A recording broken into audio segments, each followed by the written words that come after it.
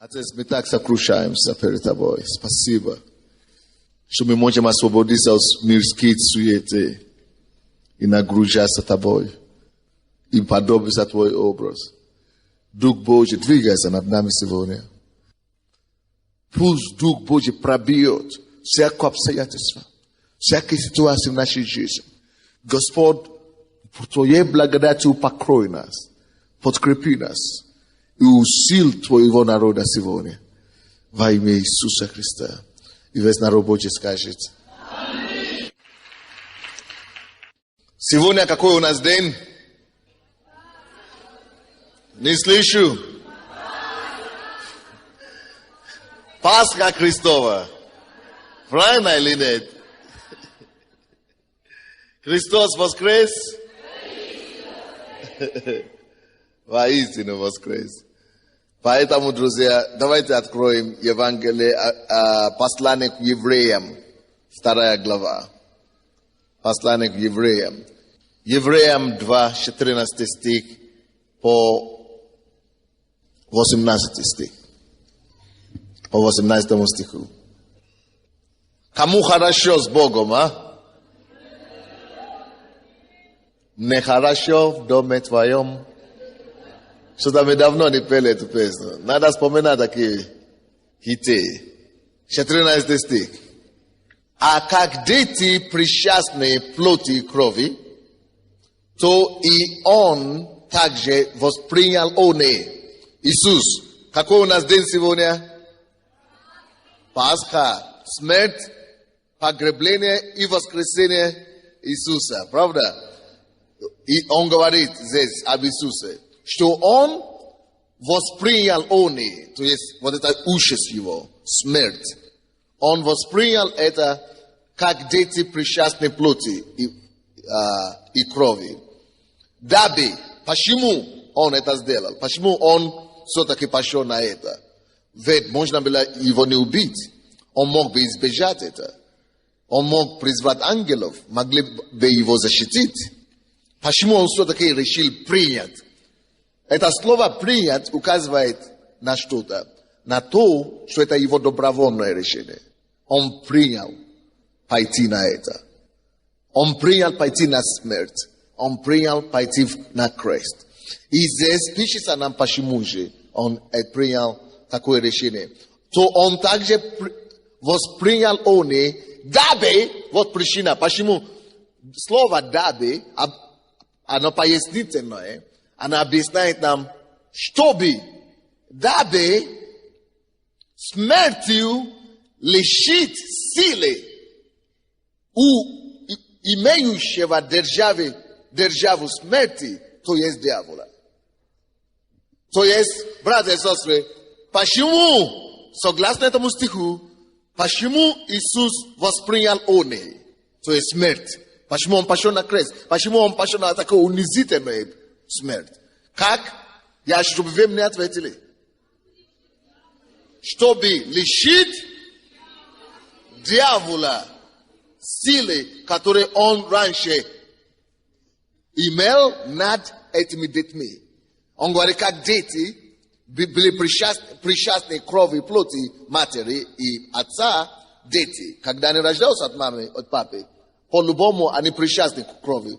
Также непосредственно смерть Иисуса Христа, оно непосредственно, как ребенок причастен к телу его родителей, так смерть Иисуса Христа не имеет непосредственного отношения к детям, к нам.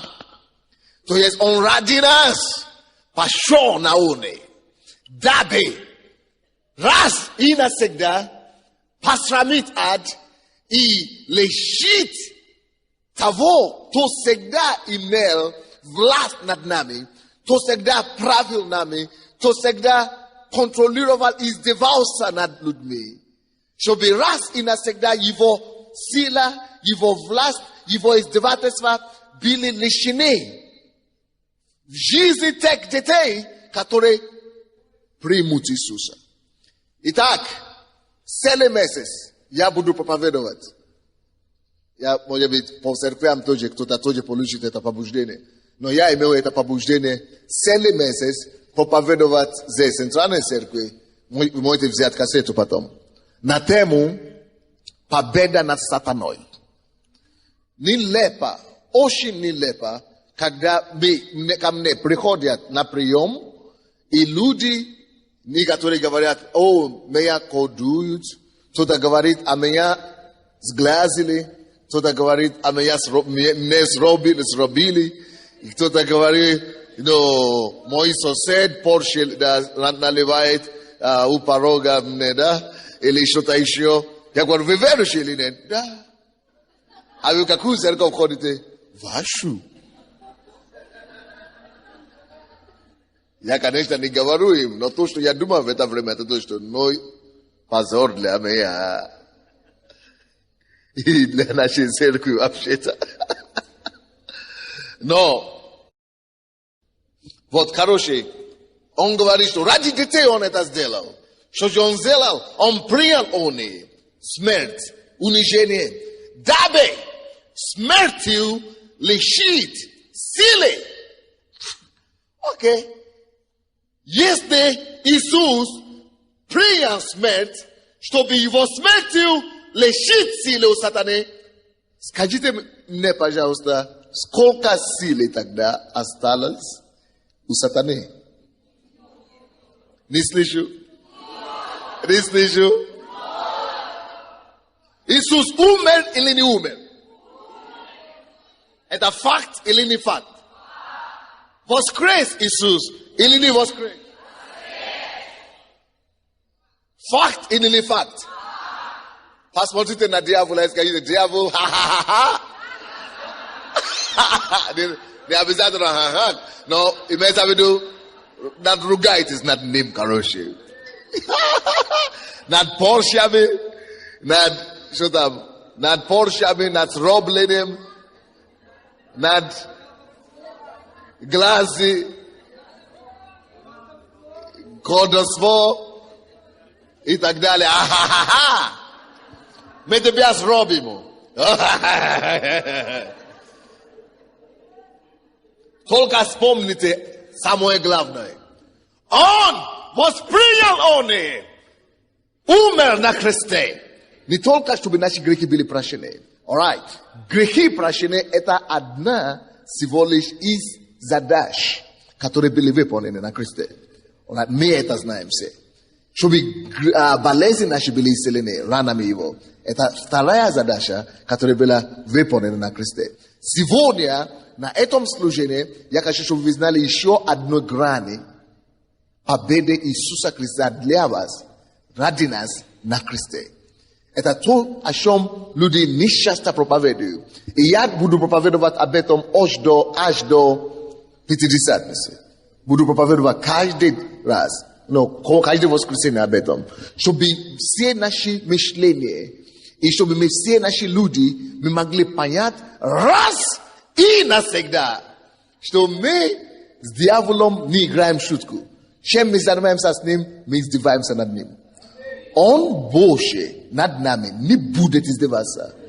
Мы будем знать, кто мы, right?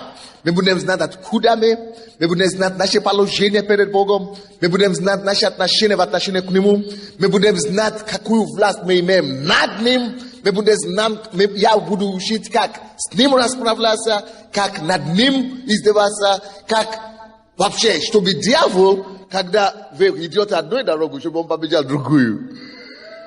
100%. И чтобы это было не только в отношении пастора или лидера, чтобы любой член этой церкви, который где бы только не появлялся, чтобы дьявол знал свое место. И, конечно, когда я говорю дьявол, это общее понятие и общее название мое, которое я буду использовать в эти дни для таких вещей, как бесы, демоны, колдовство, ведьмы, сроби, чародеи, глазки, проклятие и так.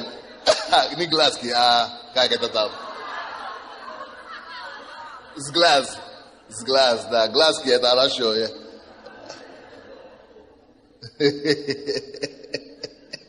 А то все перестанут строить друг другу глазки теперь. А А глазки нормальные. Я сам люди делаю глазки, строю глазки иногда, когда руки не добираются. Чтобы этот человек знает, что я вижу тебя, я замечаю, привет.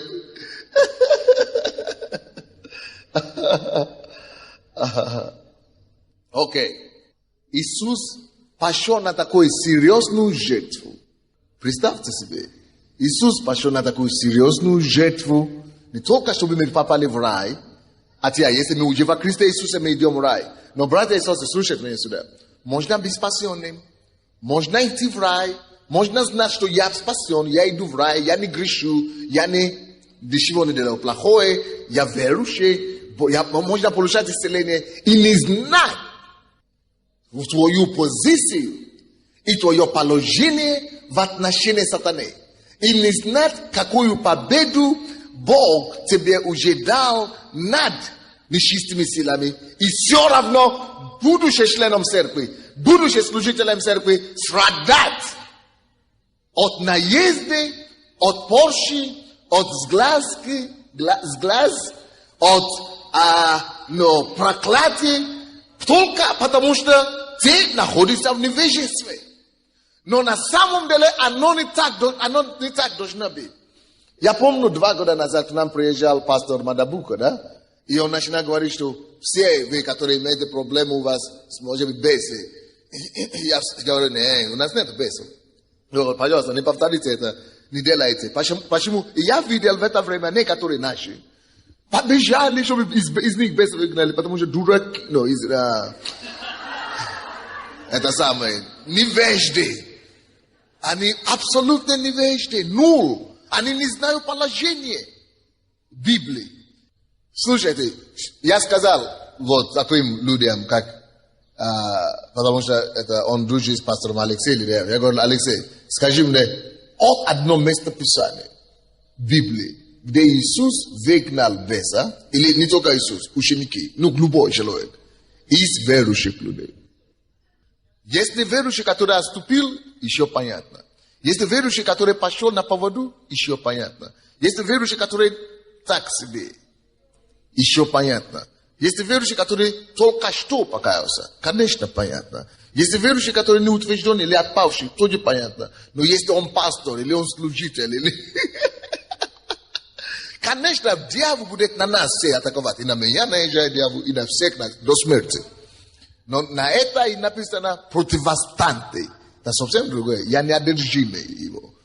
Я под влиянием, под атакой, я должен сам противостать. Или через кого-то, или вместе с кем-то. Но я не одержимый.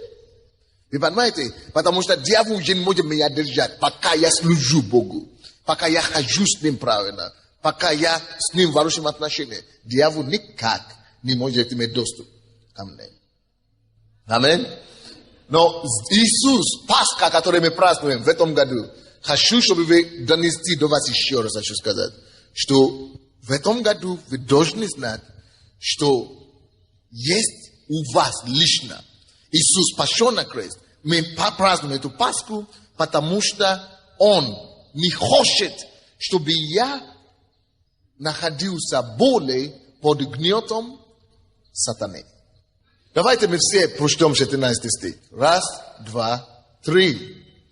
А как дети причастны плоти и крови, то и он также воспринял они, дабы смертью своей лишить силы имеющего державу смерти, то есть безоговорочно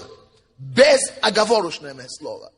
Безоговорочно, бескомпромиссно, без спора, без диалога, без сомнения. Не надо трактовать.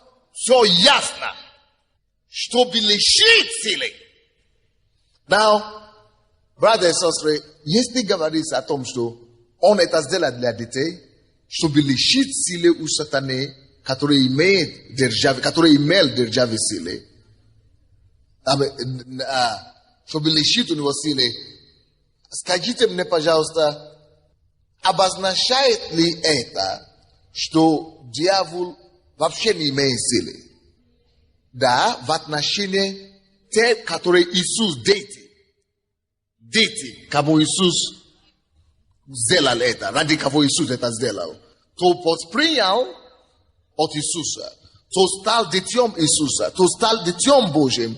Radi kavo to priznal, što Isus už eta zdela dla meja, to na vatnašine tavo, u satane Bože net sile. No, zamente sebe, što v tom že 14 stih, ni napisana, što on atijal sile ili lišil sile u imevši sile. On govoriše imajući. Znači, sve taki u nivo jest. No, v отношении кого эта сила лишена? В отношении спасенных. В отношении тех людей, которые с Иисусом ходят. В отношении тех, которые смерть Иисуса является в их плоть, в их жизнь. Надо, чтобы смерть Иисуса являлась в моей жизни. Надо, чтобы моя жизнь отождествлялась с жизнью Иисусом. Тогда дьявол не имеет доступ ко мне. Но если для мира, еще как дьявол реальный. Он такой реальный, что рогатый точно. Еще такими рогами, что дьявол реальный. Тем более я с Африки, я это знаю. Дьявол реальный. И он имеет силы. Еще какие силы? Сумасшедшие силы. Вы знаете, я видел такие, не своими глазами, но я знал как факт, что в Африке есть такие явления, когда человек, который имеет служитель, как колдун. Колдун говорит слово и посылает огонь, допустим, на кого-то. И человек вот может так стоять перед ним, и человек загорится без бензина. Он может послать огонь. Ты сгоришь без бензина. Я знал такие случаи, когда человек превращается в птицу, чтобы войти куда-то и сделать вред. Человек может превратиться в змей. Человек может лететь. Или, вроде бы спит дома, но на самом деле он может путешествовать в другой город, чтобы проклинать. Или на какое-то собрание. Это реальные вещи. Но это как сказки для европейцев. Но это для вас это как сказка, потому что уже ваши предки уже изгнали эти все бесов отсюда. А теперь очередь Африки изгонять их. Это все реальные вещи. Я вам говорю реальные вещи. А то, что поднимается, и здесь тоже поднимаются экстрасенсы и так далее, это не проблема. То, что поднимается, это тоже реально. То есть у дьявола есть реальная сила. Но осознание того, что Иисус уже сделал для нас, делает меня сильнее даже того, кто посылает огонь.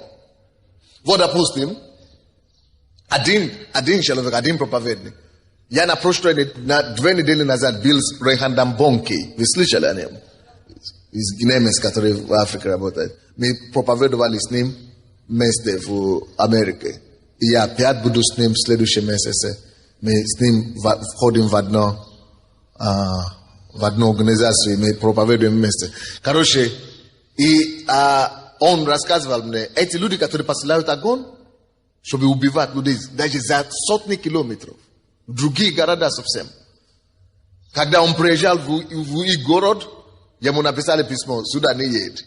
И все пастора говорят, сюда лучше не едет, потому что они уже все собрали, причем не только колдуны этого города, но колдуны всей страны и всей Западной Африки. Все уже приехали по 1000 и говорят, что тебе все, отец, проклинают. Они все придут на крусейды, все лучше не приезжай. Это пасторы, которые двоечники.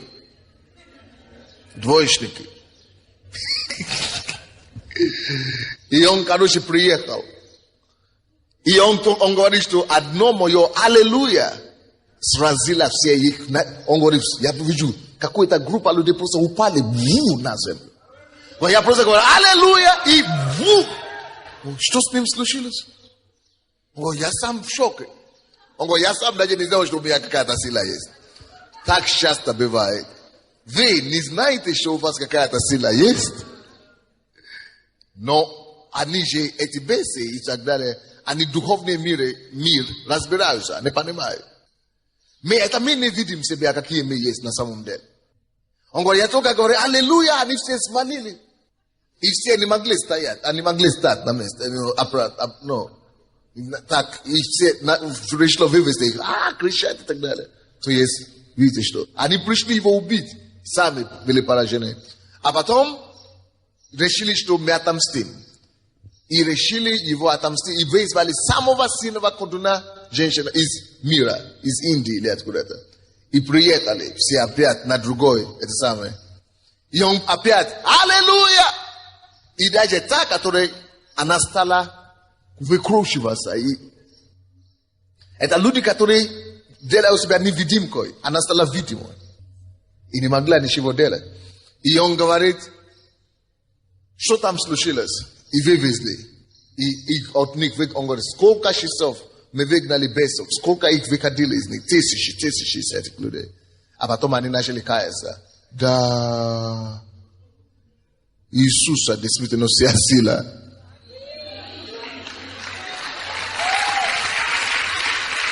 И поэтому в Африке сейчас, куда бы он ни пошел на крусейды, как в Деянии апостолов было, везде, каждый крусейд. Последний день он всегда приглашает всех колдунов. Идите, все придите сюда, и все приходят и приносят свои колдуны. Он говорит, вы можете прийти, чтобы меня испытывать ваши колдунства на меня. Все приезжайте. Он говорит, я даже не молюсь об этом. И потом, что происходит? Они собирают все эти колдунства, какую-то кушу, и сжигают, как в Деянии апостолов. Каждый раз. Нету ни одного промаха. Аминь. Потому что Бог уже конкретно лишил. Он говорит, в чем моя сила, говорит? В чем отличие?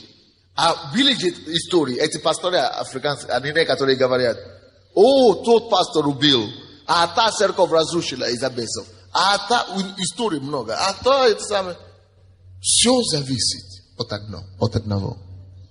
Насколько ты знаешь. Надо просто знать. Потому что в духовном мире знание это не просто так, что ты знаешь. Знание обозначает, знаете что? Свет. А свет это сила. Знание, если это свет, что происходит с атмою, когда свет появляется? Что с атмой происходит? Не просто уходит, исчезает. Бежит. Вот. Что такое дьявол? И вообще вся его сила. Тьма. Дьявол и его вся сила обозначает тьма. А ты свет. Ну кто победитель? Даже если маленький ты, вот допустим, это свет, и это свет. Но я вам скажу, и фонарь тоже свет. И спичка тоже свет. Даже если ты самый маленький, даже если ты только вчера пришел в церковь, даже если ты только 5 минут назад пришел в церковь, если ты уже принял Иисуса, и ты уже это знаешь, что Он своей смертью на кресте, аллилуйя, пошел ради меня на кресте, чтобы дьявол никогда не имел надо мной власть и силу. Он лишил его всякой силы надо мною. И ты будешь победителем над сатаной в любое время. Даже если ты только 5 минут назад. Скажите мне, пожалуйста, есть вот такие светы, очень синие, да, дневный свет. Так, благодаря этому свету, нету тьмы здесь, да? Но скажите мне, пожалуйста, даже если нету такого большого света у нас, но, допустим, у нас всего лишь фонарик, да? Если у вас всего лишь фонарик, и густая тьма, и вы включите фонарик, несмотря на то, что у вас нет такого большого проектора, этот фонарик справится там, где вы находитесь, с этой густой тьмой или не справится. Это физическая иллюстрация. Бог хочет до нас довести. Но это физические просто законы, которые Господь утвердил. Он утвердил эти законы специально, чтобы научить нас, что Бог это свет. Дьявол это тьма. Ты на стороне Бога. Ты есть свет. Это вспомни только закон. света и тьмы. Ты автоматически победитель. Тебе не надо молиться, чтобы победить. Тебе не надо поститься, чтобы победить. Тебе не надо, что-то делать специально, выучить что-то, чтобы победить. Просто знай, я свет. И включи твой свет.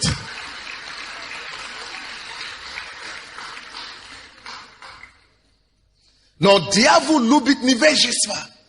Что такое невежество? Допустим, ты верующий, и ты сам начинаешь думать, но все равно, да, Иисус, конечно, умер, а я все равно, дьявол все равно меня атакует.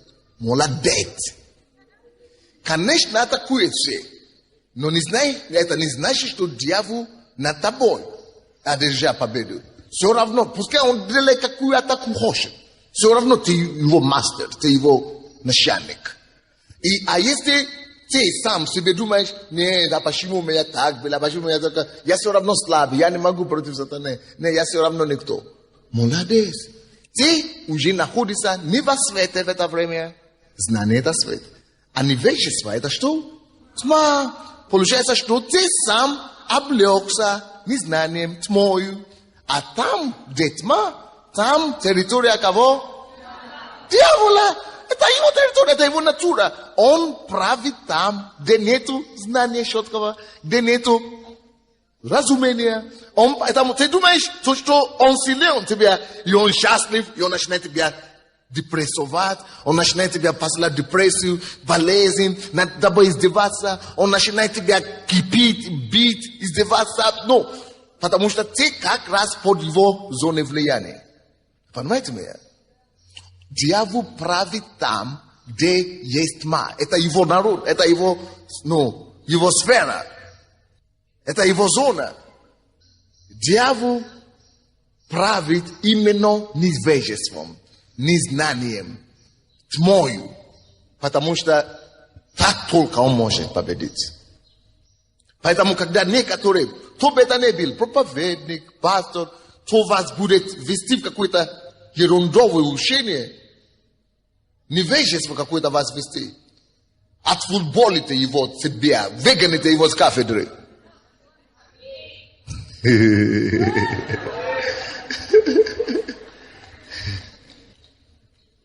То же самое люди говорят, да, Иисус, конечно, умер, но мы до этого дойдем потом.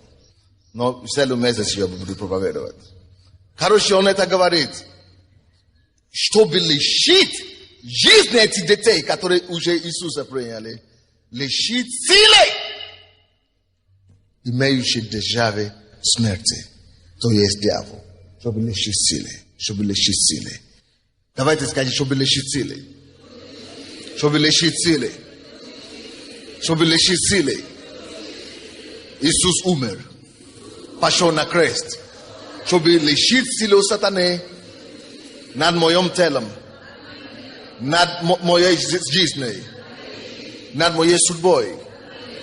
Я победитель над сатаной.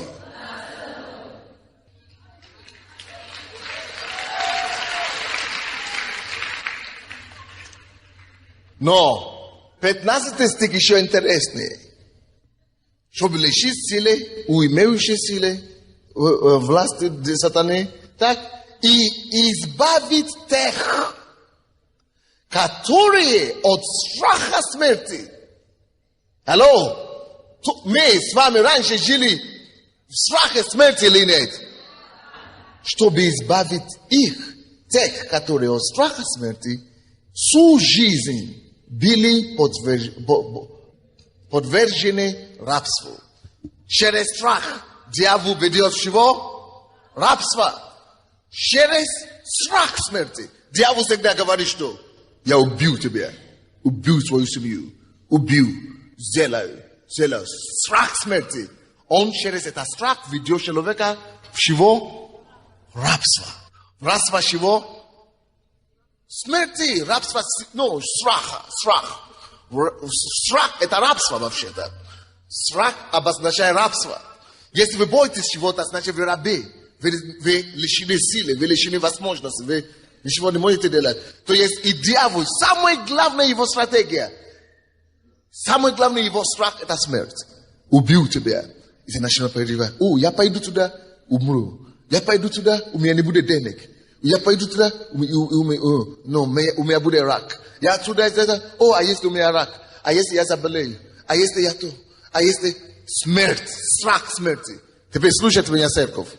Jest li vi победите страх, смерти, чтобы не все равно. Я готов. Вы уже ни разу меня слышали.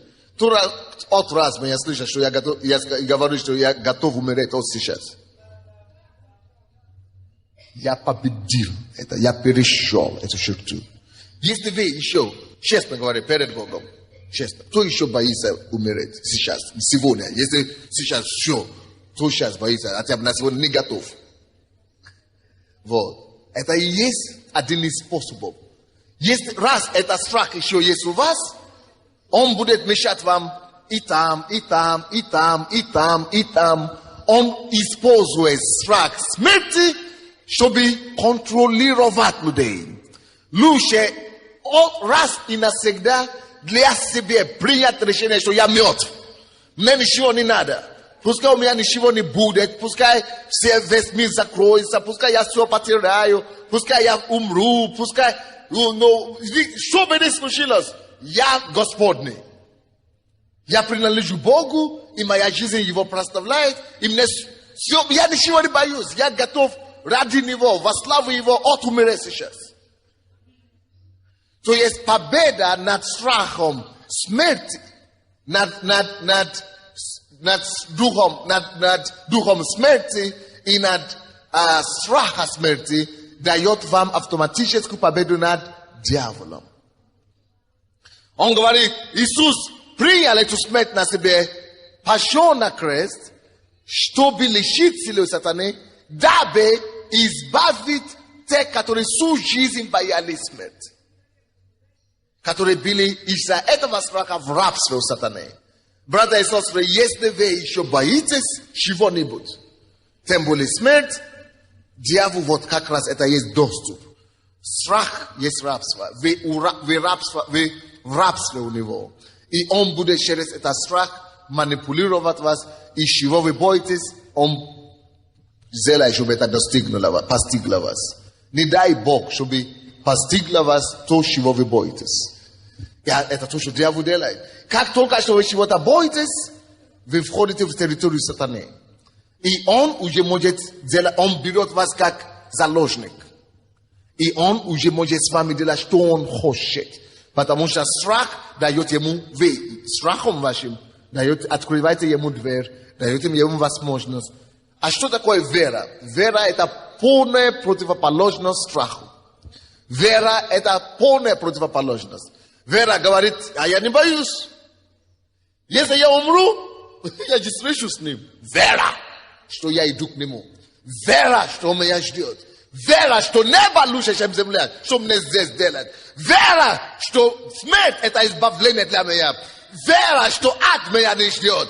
Вера о том, что смерть – это всегда приобретение, написано. Смерть – приобретение. Класс! Каждый день, когда я живу, это я жертвую для кого-то, чтобы кому-то стало легче. Поэтому я еще и живу. А так легче, чтобы быть с ним. Потому что там все приобретение. Если бы я уже там, я бы никогда не боялся заболеть, не боялся рака, не боялся аварию, не боялся, что ребенок что-то случится с ним или со мной, или что-то произойдет, или повезет, не повезет. Тяжело вам, да, так думать? Но это вера. Уровень вера. Когда вы знаете Бога, Он не сказка больше для вас. Вы знаете, что Он реальный, то, что Он говорит, так и есть.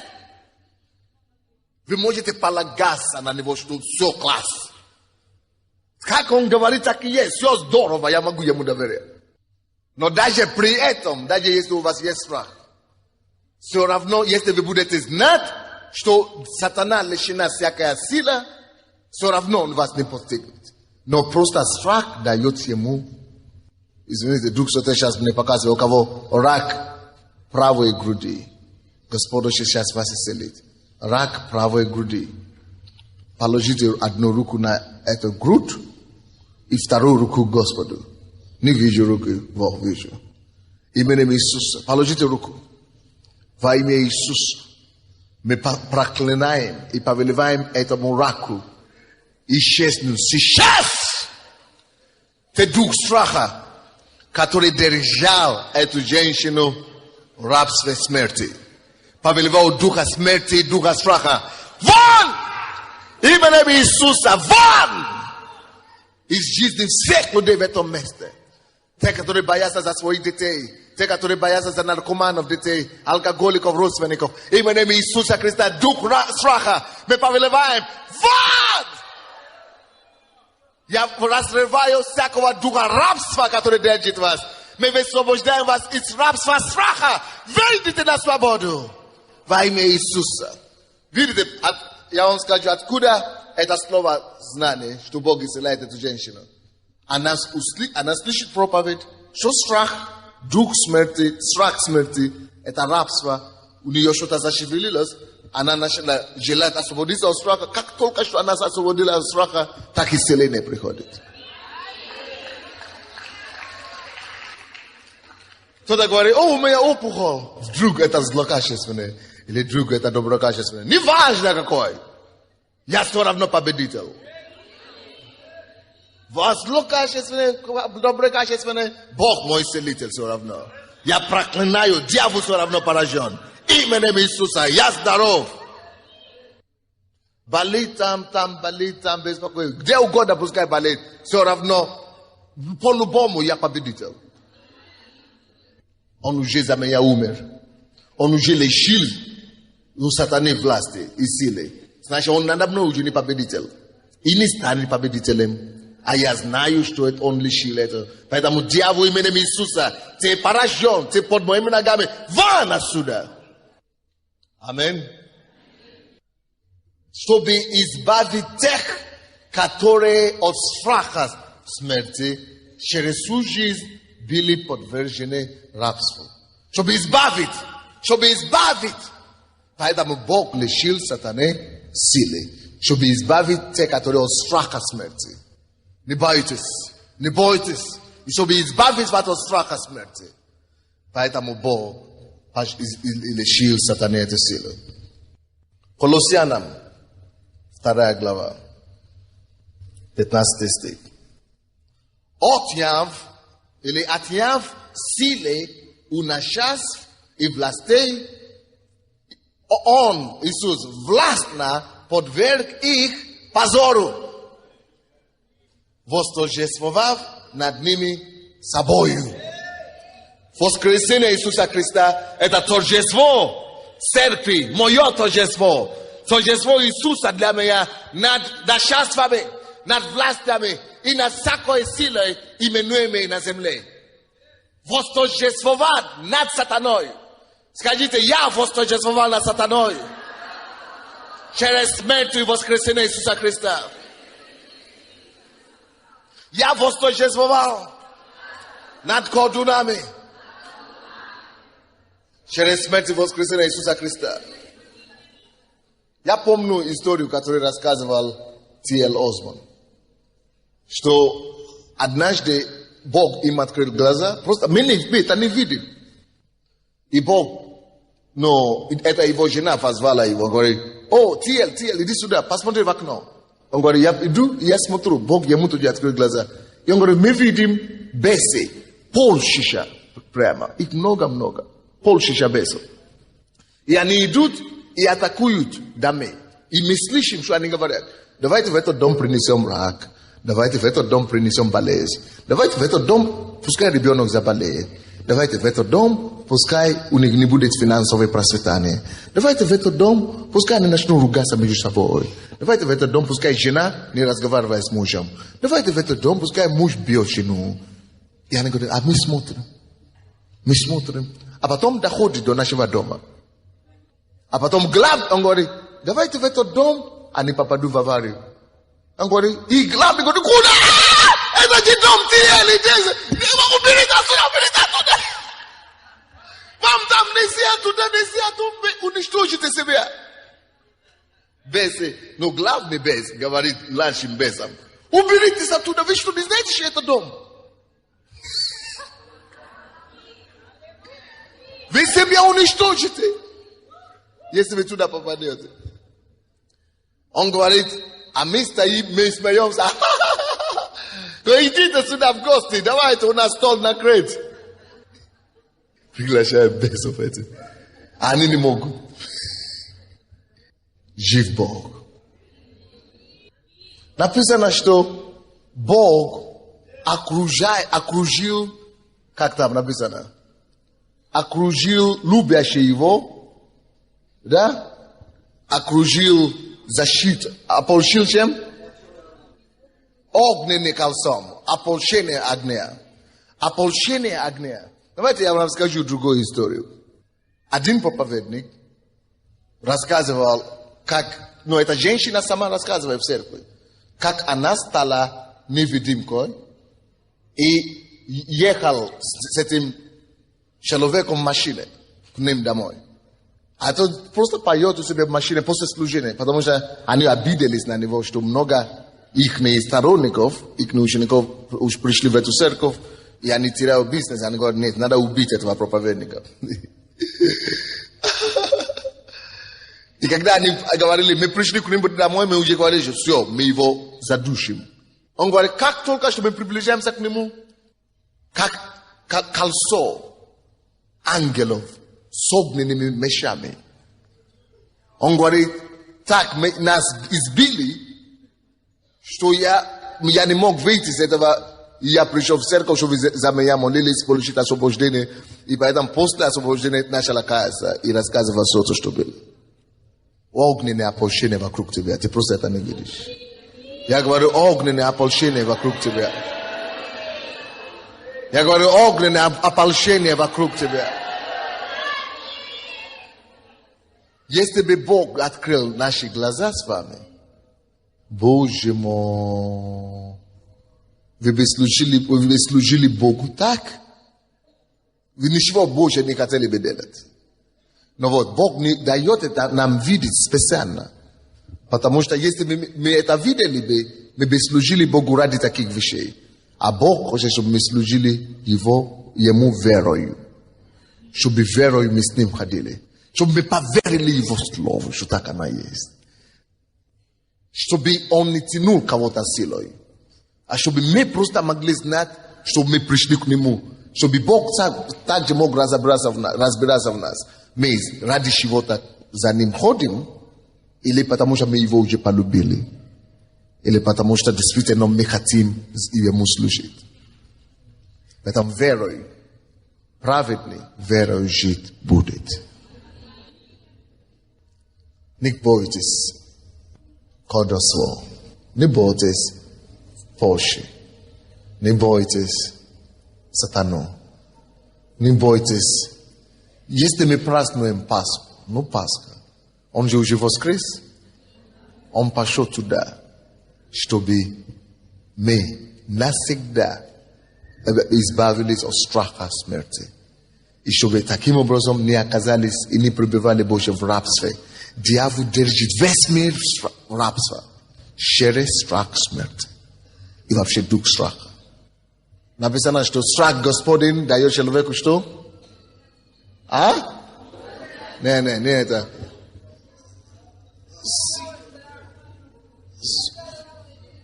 Страх перед человеком это сеть. А страх перед Богом? Хорошо, откройте притчи 25-29. 29-25. Притчи 29-25. Боясь перед людьми ставить сеть. А надеющийся на Господа будет что? Не слышу. Не слышу. Вера в Бога вместо страха. Страх перед людьми, или перед обстоятельством, или перед болезнью ставить что? Сеть. Страх перед обстоятельством, любой страх, делает тебя рабом. Сеть. Ты попадаешь рабом в сеть. Но в это время, если Бога будет бояться, и на него полагаться, что? А надеющийся на Бога? Не слышу. Не слышу. Не слышу. То знаешь, он безопасен от сатаны сегодня. Мы можем с вами идти полчища ада, и все равно мы безопасны.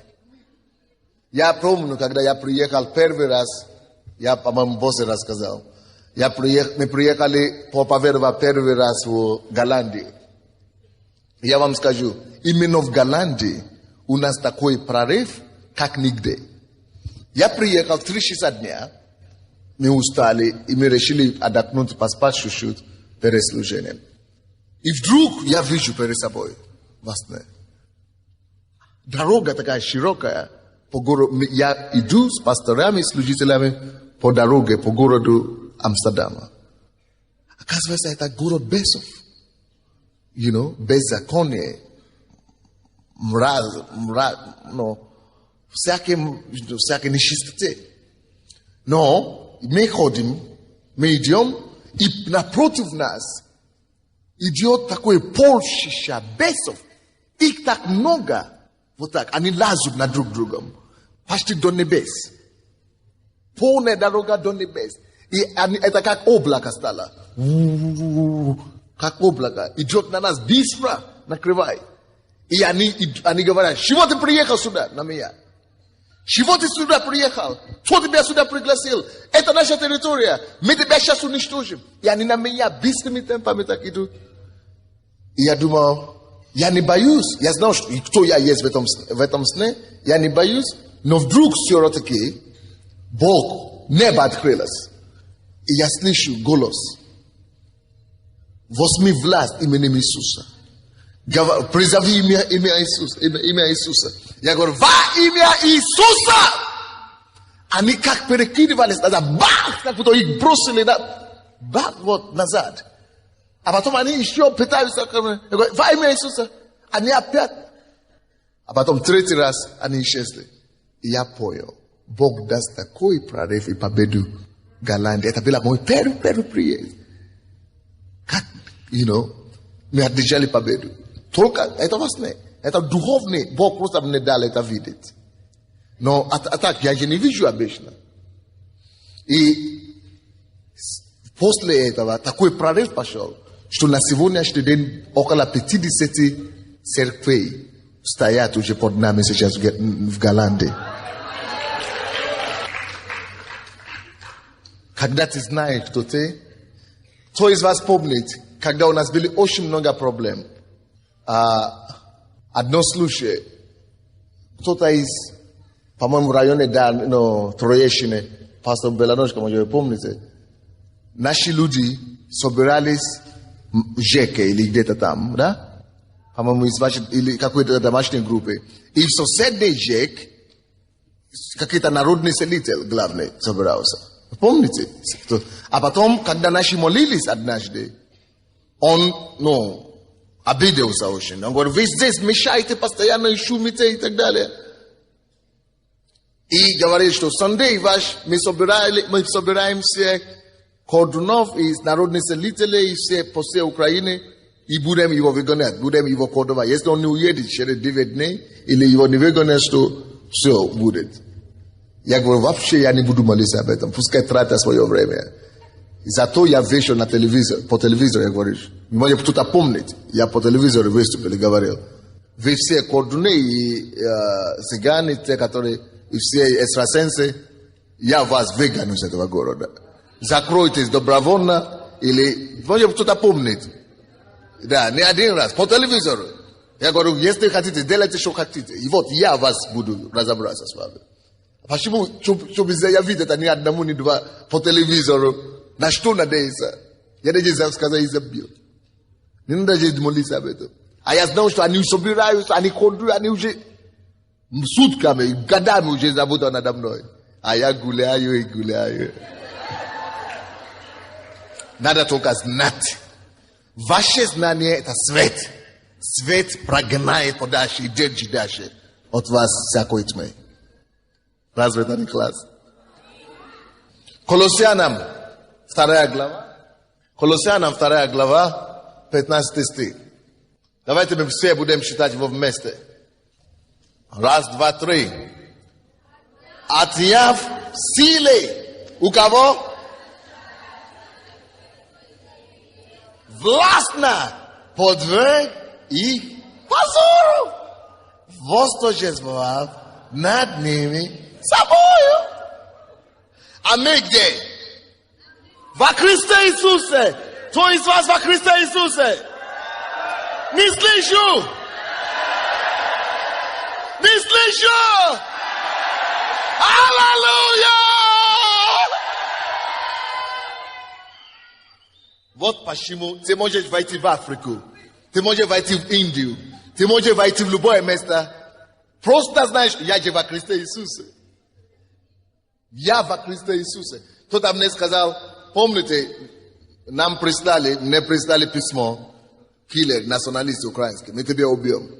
Убери из Украины вовремя, а то мы тебя убьем и твою последователю. Я говорю, хорошо. Но у вас проблема большая. Потому что я же во Христе Иисусе. А чтобы меня убить, надо пройти сквозь него, чтобы до меня дойти. У вас проблема. Все зависит от того, что ты знаешь. Я закрыт.